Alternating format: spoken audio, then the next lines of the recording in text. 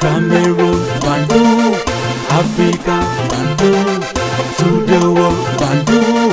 Bonjour, bonjour, bonsoir, bienvenue sur votre plateforme. Ici, nous parlons de l'actualité, nous analysons aussi l'actualité et on donne notre avis aussi, les amis. N'oublions jamais que nous sommes les Africains. Et avant d'analyser l'actualité, il faut que nous mettons dans notre tête que, en tant qu'Africains, nous devons analyser sur le prisme de l'Africaine que nous sommes. À partir de là, nous serons en train de défendre nos intérêts. Les amis, il y a le sujet d'écouter ceci. Vladimir Poutine fait le premier pas vers Donald Trump. Après avoir félicité le futur dirigeant américain, le président russe ouvre la porte à un dialogue diplomatique entre les deux puissances. La volonté de rétablir les relations avec la Russie, d'aider à mettre fin à la crise ukrainienne, je pense que cela mérite à tout le moins qu'on s'y intéresse. Si quelqu'un veut reprendre contact, j'ai toujours dit et je veux répéter, cela ne me dérange pas. S'il vous plaît, reprenons les contacts et discutons. Une discussion bienvenue pour la Russie, isolée par l'Occident depuis 2022. Alors que Joe Biden avait rompu tout lien avec son homologue russe suite à l'invasion de l'Ukraine, Donald Trump semble être dans de meilleures dispositions. Je pense que nous allons nous parler avec Vladimir Poutine. Un échange qui pourrait signifier le retour de Vladimir Poutine sur la scène internationale, alors que Donald Trump a promis pendant sa campagne de résoudre le conflit en Ukraine en moins de 24 heures. C'est Vladimir Poutine le sujet de ces papiers de France 24. France 24 confond beaucoup de choses, les amis, mais ils font ça sciemment. France 24 dit que Vladimir Poutine était ostracisé, exclu de la communauté internationale. Maintenant, si on prend notre dictionnaire, on regarde, international veut dire quoi? Communauté veut dire quoi? On va comprendre que les journalistes de France 24 ne font pas de journalisme, mais de la propagande. Et c'est ce que je me tue à dire ici tous les jours. Communauté internationale, ça veut dire tous les continents, tous les pays du monde, les grands pôles décisionnels.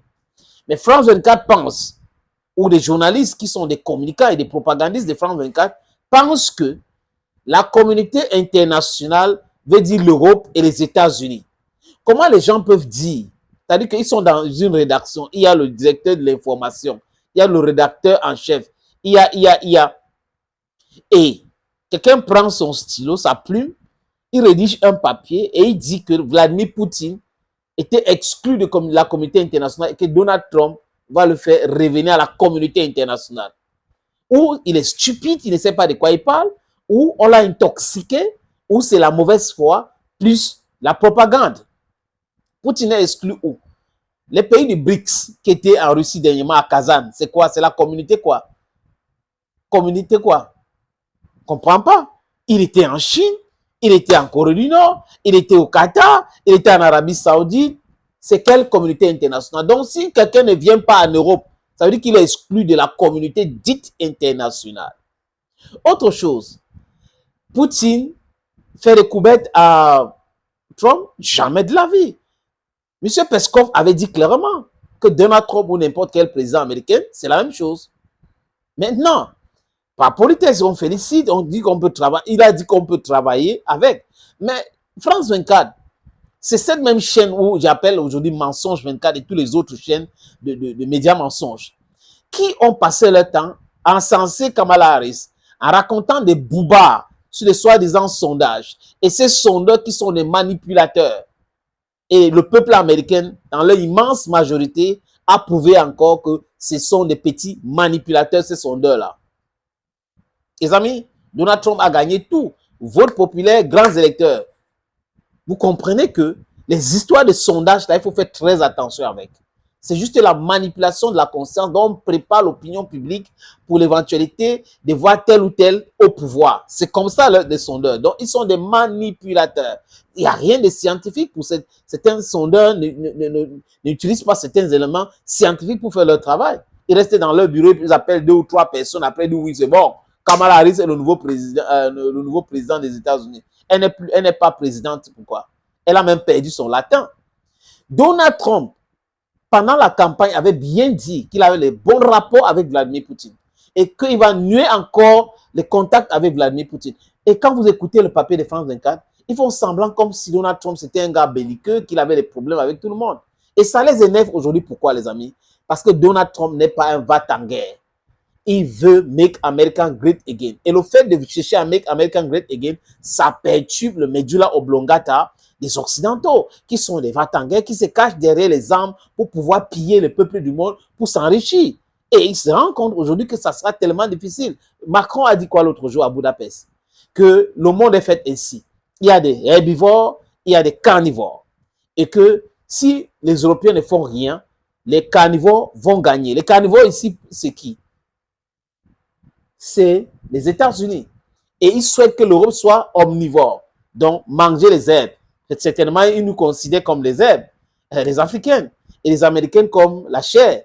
Et donc, il faut être omnivore pour pouvoir manger la chair, manger les herbes et devenir premier puissant au monde. Ce n'est pas possible. L'Europe ne peut pas.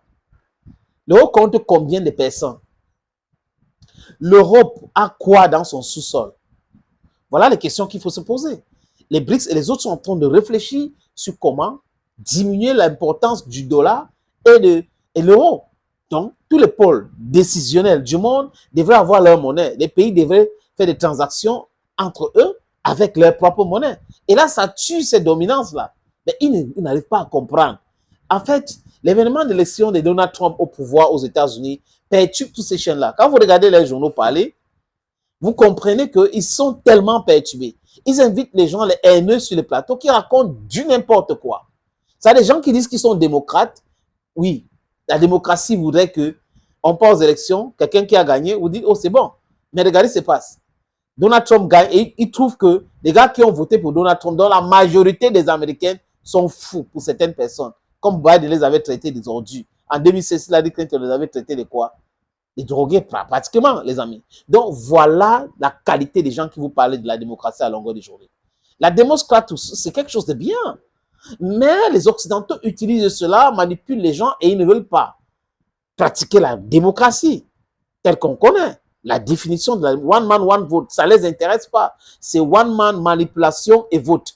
C'est comme ça que les gars procèdent. Vladimir Poutine vous a déjà dit ce qu'il va faire. Il est en train de faire exactement ce qu'il avait dit qu'il va faire.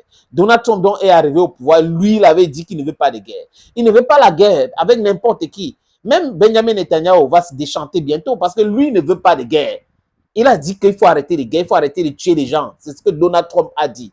Normalement, le prix Nobel de la paix donné à Barack Hussein Obama devrait être un prix Nobel de la paix donné à Donald Trump.